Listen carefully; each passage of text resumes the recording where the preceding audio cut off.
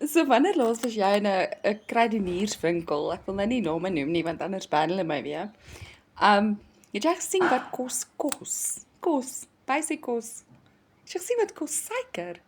En dan praat ek eers van koffie nie en ek is 'n redelike koffiesnob. So ek is so dankbaar ek het 6 maande terug besluit ek gaan my finansiële situasie verbeter, want as dit nie vir dit was nie, het ek nie nou koffie gehad om te drink nie, want ek sou dit heel moontlik nie meer kon bekostig nie.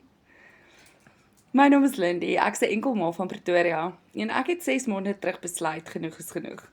En dat ek 'n verandering gaan moet maak om my finansiële stabiliteit beter te maak in my lewe. Met 3 groot seuns wat my uit die huis uit eet, is my kruideniersrekening amper meer as my salaris. So ek moes iets doen en ja, ek gaan nie my 8 tot 5 werk los nie, ek's 'n enkelma. Kom ons wees realisties.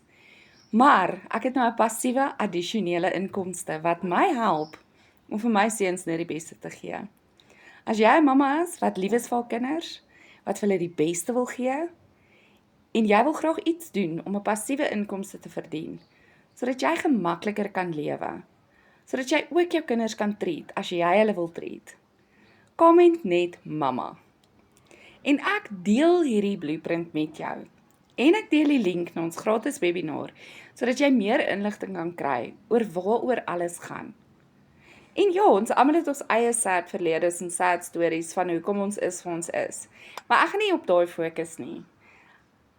Ek wil 'n problem solver wees. Ek wil ander enkelouers help om hulle finansiële stabiliteit te verhoog.